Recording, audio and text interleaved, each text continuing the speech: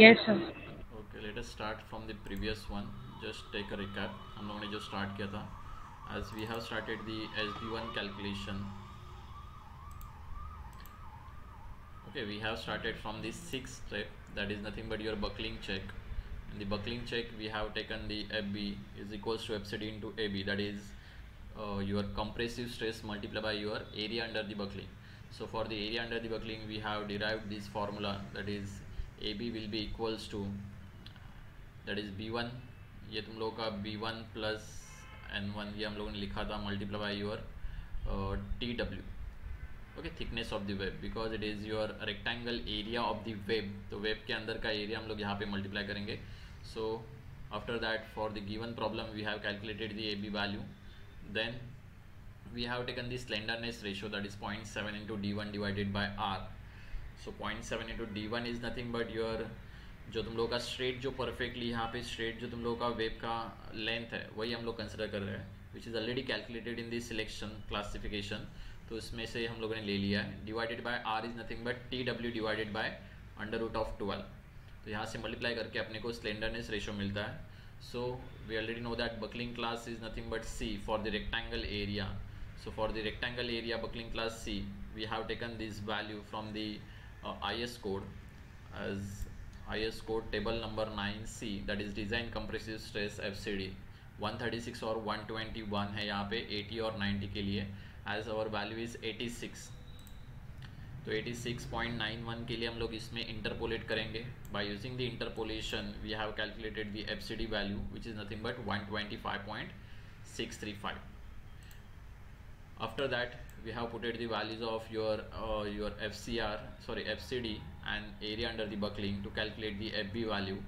As we have calculated, it is 190.96 kilonewton. So we will compare it with the factored shear force, which is 71.91. So it is greater than the factored shear force. That's why it is safe. Now similarly, we will go for the crippling check. For the crippling check written, we have taken the area under the crippling multiplied by stress responsible for the crippling, which is nothing but Fy divided by gamma mo. So just ACR अपने को यहाँ पे calculation करना पड़ेगा. That ACR is nothing but B plus N2 multiplied by TW, where N2 is nothing but 2.5 of TF plus R1. whatever ये जो area हम लोग यहाँ पे बता रहे हैं ये ऑलरेडी तुम लोगों को IS कोड में है, but it is given in the wording form. So it is better that कि तुम लोग डायरेक्टली याद रखोगे तो ये अच्छा रहेगा. और तुम लोगों ने ऑलरेडी यहाँ पे कंप्रेशन मेंबर का डिज़ाइन किया ही रहेगा, तो इसलिए तुम लोगों को ये मिल जाएगा. वहाँ पे भी तुम लोगों ने किया है, तो इसलिए it is very simple for flexure member. So simply we will put the value for the N2, then we have calculated the ACR, and then we have put the value of ACR and Fy in the FCR. So FCR value is 128.3 kilonewton. It is also greater than your factored shear force, that's why it is safe. So now we have further proceed for the deflection check, which is our last check for your secondary beam. For that we have to calculate the permissible deflection and your deflection जो जितना आ रहा है external loading से वो दोनों हम लोग calculate करेंगे. Permissible deflection for the simply supported beam, it is nothing but span divided by 300. तो सिंपली हम लोगों ने ये निकाला, इट इज़ 15 mm. डेल्टा हम लोग निकालेंगे for the simply supported beam. Secondary beam अगर हम लोगों ने ऑब्जर्व किया होगा तो it is nothing but your simply supported beam subjected to UDL only. Okay, तो UDL के लिए अपने पास फॉर्मूला है, it is nothing but 5/384 WL³ divide by ER. तो यहाँ पे W का वैल्यू है, इट इज़ वर्किंग अपने को लेना पड़ता है, इसलिए हम लोग ये 21.3 हम लोग कंसिडर करेंगे. ओके, 304 भी करना है तो कर लो. 21.3 देखो, मैं यहाँ पे हर एक वैल्यू यहाँ पे लिखना पड़ेगा अपने को ठीक से. That is 5 divided by 384, it is constant 1. Okay, W is 21.3, it is in kilo newton per metre. Whatever अपने को वैल्यू जो चाहिए it is should be newton per mm. Okay, newton और mm में लेना है, तो kilo newton per metre it is itself newton per mm, because दोनों से 10⁻³ कैंसिल हो जाएगा. मल्टीप्लाई बाय यहाँ पे L³ दैट इज़ 4.5 अपना लेंथ है, तो इट विल बी 4500 क्यूब आ जाएगा ये, divided by your ENI value. तो E का वैल्यू तो अपने को पता है, इट इज़ 2 × 10⁵ न्यूटन पर mm². वेर एज I का वैल्यू अपने को यहाँ से लेना पड़ेगा, जो हम लोगों ने सिलेक्ट किया था सेक्शन उसमें I का वैल्यू दिया था, that is 3575.3 into 10 raised to 4. 3575.3 into 10 raised to 4. So just put the values and do the calculation. We will get the delta value. Please everyone do the calculation. अगर है तुम लोग के पास फटाफट कैलकुलेशन करो. आई होप तुम लोगों ने बहुत सारे जनों ने किया भी रहेगा. ये 5 multiplied by 21.3 multiplied by 4500 cube divided by your 384 multiplied by 2 multiplied by 10 raised to 5 multiplied by 3575.3 into 10 raised to 4. So I hope तुम लोग का value it is very less.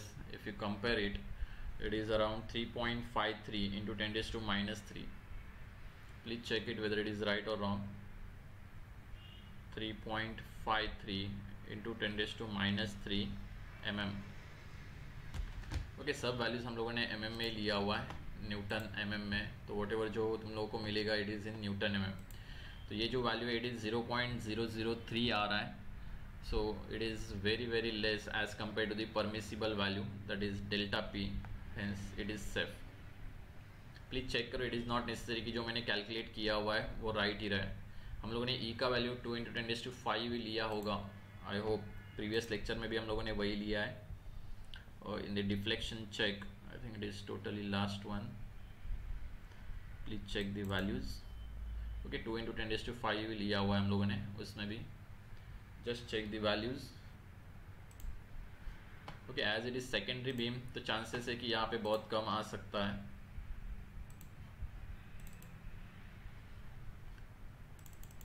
I hope सबका आंसर वही आ रहा है. That is 3.53 into 10 raised to minus 3. Okay, thank you. After getting this, देखो ये सिर्फ तुम लोगों का थोड़ा सा प्रॉब्लम हुआ. जस्ट 2 स्टेप हम लोगों ने कर लिया है. That is load calculation and design of your secondary beam. Similarly हम लोग design of the primary beam भी यहाँ पे करते हैं. Okay, just for your information मैं यहाँ पे बता रहा हूँ. अभी हम लोग प्राइमरी बीम का डिज़ाइन नहीं करेंगे बिकॉज ऑफ द टाइम. अगर प्राइमरी बीम का भी डिज़ाइन करेंगे तो it will take our time. Total time हम लोग का ले लेगा. हमारे पास 30 मिनट्स है. So let us I will just assume some data for the primary beam. Okay, but exam में तुम लोगों को अगर पूछा गया तो तुम लोगों को टोटल करना है. That is load calculation plus design of secondary beam plus design of the primary beam. Now we will just take the last step that is step number 4. देखो इसमें तुम लोग का एक नीचे में लिख लेता हूँ. नेक्स्ट स्टेप तुम लोग का रहेगा step number C.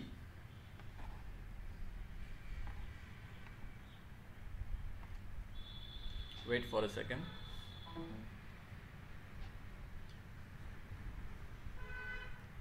Step number C जो रहेगा, this is your C, design of primary beam और we can say main beam. जो अपने डायग्राम में जो दिया हुआ है इट इज़ MB1. ओके, ये डिज़ाइन का स्टेप जो रहेगा वो अपना नेक्स्ट स्टेप रहेगा which is for the 8 marks. Return as same 8 step यहाँ पे रिपीट होंगे. First step will be factor, bending moment, whatever up to the deflection. After that your next step जो रहता है that is step number D. ये already हम लोगों ने कनेक्शन में किया हुआ है लेकिन still we will do here. That is connection between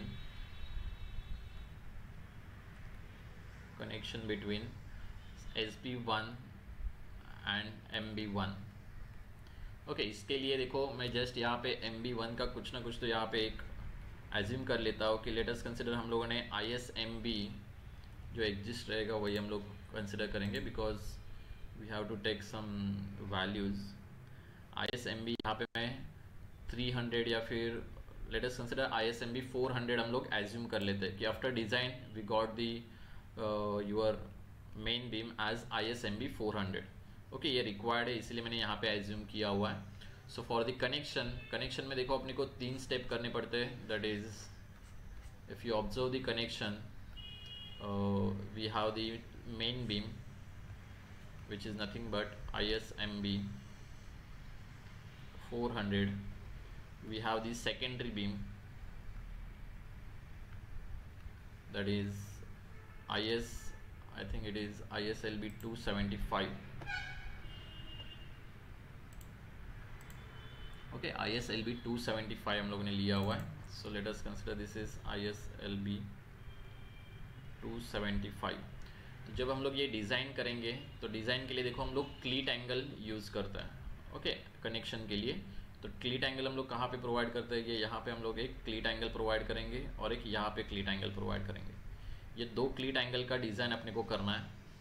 so for the connection हम लोग देखो कनेक्शन कहाँ पे प्रोवाइड करते हैं. ये क्लीट एंगल पहले मेन बीम को हम लोग कनेक्ट करेंगे और सेम यहाँ पे सेकेंडरी बीम को कनेक्शन करेंगे.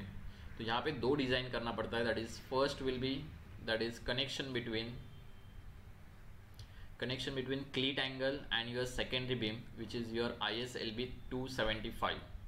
whereas second जो कनेक्शन आएगा दोनों में से कौन सा भी एक करेंगे हम लोग, सेम ही रहेगा दोनों साइड के ऊपर. That is connection between the क्लीट angle and your main beam, that is ISMB 400. तो ये दो कनेक्शन अपने को डिज़ाइन करना पड़ता है जो अपने को दो स्टेप में हो जाएगा. और थर्ड स्टेप जो रहता है दैट इज़ जो क्लीट एंगल हम लोगों ने जो प्रोवाइड किया हुआ है उसका हम लोग चेक प्रोवाइड करेंगे. That is we will provide the check for the capacity of the cleat angle. So यहाँ पे हम लोग 90/90/8 mm का एक क्लीट एंगल एज्यूम कर लेते हैं. That is let us assume क्लीट angle ISA 90/90/8 mm for connection. देखो बोथ साइड के ऊपर हम लोग एक एक यहाँ पे क्लीट एंगल प्रोवाइड करेंगे. So now when we start with the connection of the first that is secondary beam and your cleat angle. तो यहाँ पे चेक कर सकते हो जो फर्स्ट कनेक्शन है उसमें जो बोल्ट रहेगा it will undergo that is double shear. Whereas यहाँ पे जो बोल्ट तुम लोग कंसिडर करोगे that is cleat angle and your main beam that is second तुम लोग का कनेक्शन, वहाँ पे जो बोल्ट रहेगा वो सिंगल शेयर में चला जाएगा. दोनों में उतना ही डिफरेंस है. तो नंबर ऑफ बोल्ट्स यहाँ पे चेंज नहीं होता है. देखो कैसे नहीं होंगे. That is your first step. इसमें हम लोग एक फर्स्ट स्टेप करेंगे that is step number 1, connection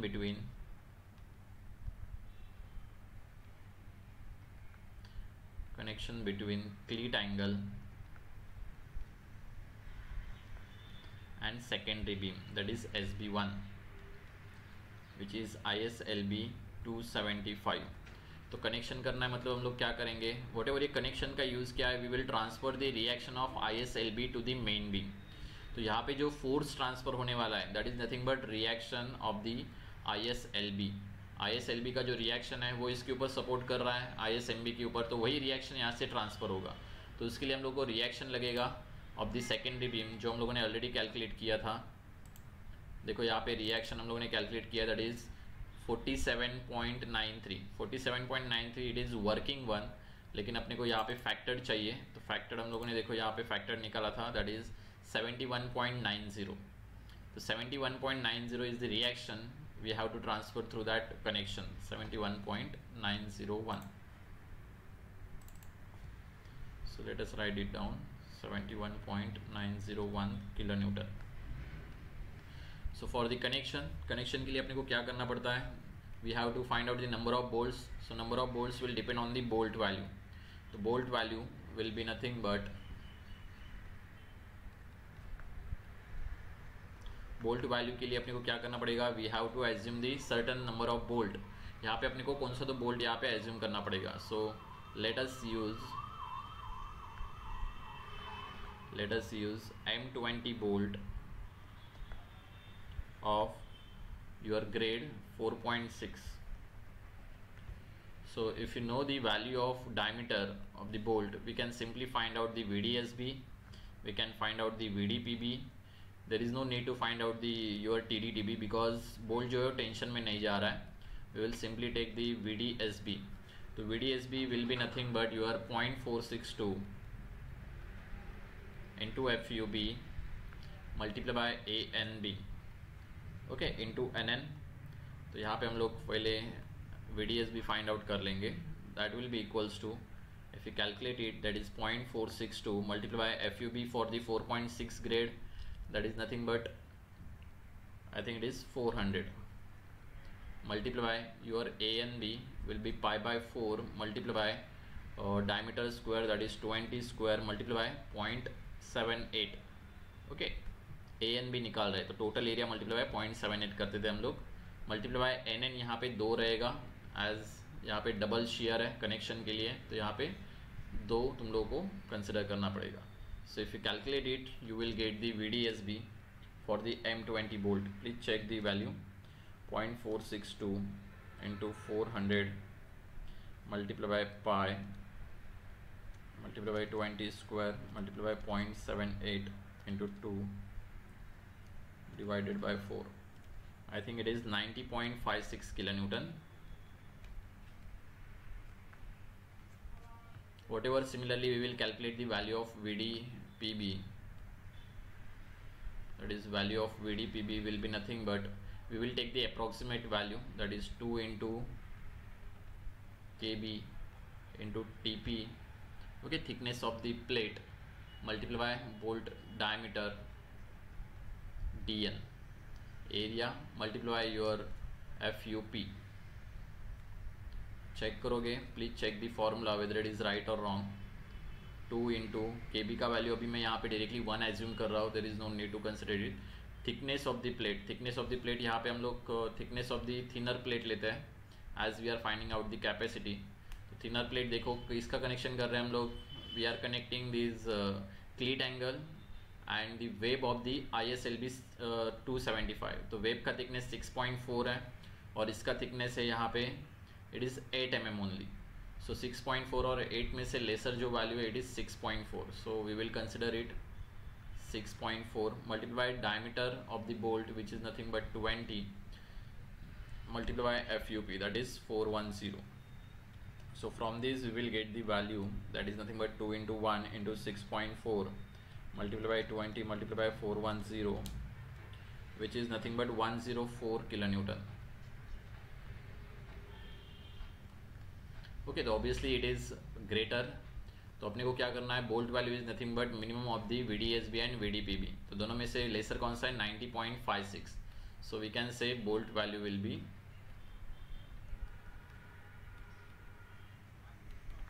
nothing but BV which is nothing but 90.56 kilonewton. As we know the bolt value, we can find out the number of bolts. Let us consider N1. Number of bolts will be total load to be transferred divided by your bolt value. तो simply total number of bolts देखो यहाँ पे total R है 71.90. तो 71.90 divided by your 90.56 check करोगे तो it is 0 point something आएगा. तो ऑब्वियसली हम लोग 0 पॉइंट समथिंग मतलब मिनिमम 1 तो प्रोवाइड करेंगे. ओके, लेकिन 1 हम लोग क्यों नहीं, यहाँ पे क्या करेंगे हम लोग 2 प्रोवाइड करेंगे. वाई? बिकॉज अगर मैं एक बोल्ट प्रोवाइड करता हूँ तो it will just behave like a hinge. अपने को हिंज नहीं चाहिए, so that we will provide the 2 number of bolts. तो यहाँ पे मैं नंबर ऑफ बोल्ट जो है वो मिनिमम 2 प्रोवाइड करता हूँ. अगर किसी ने 1 भी प्रोवाइड किया तो भी चलेगा, इट डजेंट मैटर. यहाँ पे कोई इतना ये नहीं करेगा because it is safe. But to avoid the hinge connection मैं यहाँ पे 2 नंबर ऑफ बोल्ट्स प्रोवाइड करता हूँ. After that connection we have to do the connection between the cleat angle and primary beam. now main beam का भी connection करना पड़ेगा. तो इसके लिए देखो सिर्फ एक साइड का ही कनेक्शन करेंगे तो ऑटोमेटिकली दोनों साइड का हो जाएगा. But try to understand whatever जो R का जो वैल्यू है वो दोनों में यहाँ पे डिस्ट्रीब्यूट हो जाएगा. लेफ्ट हैंड साइड के ऊपर हाफ चला जाएगा और राइट हैंड साइड के ऊपर हाफ चला जाएगा. तो वॉट एवर जो मैं यहाँ पे कंसिडर करूँगा तुम लोगों को ये निकालने के लिए R जो कंसिडर करूँगा external load, it is nothing but R/2 because मैं एक ही कनेक्शन यहाँ पे डिज़ाइन कर रहा हूँ. तो सिंपल यहाँ पे देखो connection between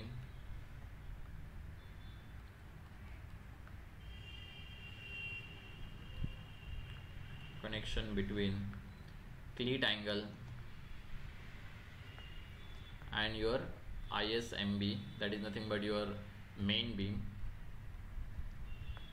ISMB 400. For this also ISMB 400 का अपने को वेब का थिकनेस पता होना चाहिए. लेट अस सी, यहाँ पे मैं थोड़ा चेक करता हूँ, अगर नहीं है तो भी चलेगा, डोंट वरी. यहाँ पे ISMB 400 इसके लिए अगर चाहिए तो आई think it is 8.9 thickness of the web, it is 8.9. नहीं लिया तो भी चलेगा बिकॉज अपना जो मिनिमम वैल्यू है वो 80 आ रहा है. यहाँ पे thickness of the web will be 8.9 mm. सो इसके लिए भी बोल्ट वैल्यू लगेगा अपने को, तो बोल्ट वैल्यू BV, ये भी यहाँ पे VDS भी आएगा, बिकॉज ऑब्वियसली VDPB का वैल्यू बहुत ज़्यादा रहेगा। चेक करोगे कैलकुलेशन तो यहाँ पे सिंगल शेयर में तुम लोगों का बोल्ट जा रहा है, तो इसमें डिफरेंस क्या रहेगा, सिर्फ यहाँ पे मल्टीप्लाई बाई 2 है, यहाँ पे सिर्फ मल्टीप्लाई बाई 1 हो जाएगा, तो 90.56 डिवाइडेड बाई 2 आ जाएगा यहाँ पे value. So there is no need to calculate the VDPB, we will simply take 90.56 divided by 2. After that, if you calculate the number of bolts, that is N2, that N2 will be equals to external load, that is nothing but R by 2 divided by 90.56 divided by 2. So if you observe, दोनों में से यहाँ पे 2 cancel हो रहा है, सिर्फ R divided by same value आ रहा है। सो इसको भी हम लोग बोल सकते हैं कि it is nothing but equals to 2 number of bolts. तो ये दोनों कनेक्शन में अपने को नंबर ऑफ बोल्ट्स यहाँ पे 2 ही मिल रहा है, तो हम लोग क्या करेंगे, यहाँ पे भी 2 नंबर ऑफ बोल्ट्स प्रोवाइड करेंगे और इस साइड में 2 नंबर ऑफ बोल्ट्स प्रोवाइड करेंगे। सो फॉर द डिज़ाइन, अगर ये 8 मार्क्स के लिए तुम लोगों को पूछा जाता है, total will be for 32 marks, then we have to provide the detailing. तो डिटेलिंग में सिंपल अपने को ड्रॉ करना पड़ेगा कि कहाँ पे कौन सा यहाँ पे कनेक्शन हो रहा है। सो for that let us consider, मैं एक व्यू तुम लोगों को देता हूँ। इसके लिए देखो थर्ड स्टेप अपना बाकी है, that is step number 3। Connection हो गया, कनेक्शन के बाद अपने को चेक लेना है। तो चेक के लिए अपने को देखना पड़ेगा कि हम लोगों ने क्लीट एंगल कितना बड़ा प्रोवाइड किया है। If you observe, number of bolts कितने, टोटल 2 ही है, तो 2 नंबर ऑफ बोल्ट्स के लिए अपना क्लीट एंगल का हाइट कितना चाहिए, as we have to accommodate. देखो यहाँ पे 2 नंबर ऑफ बोल्ट्स अपने को एकोमोडेट करना है।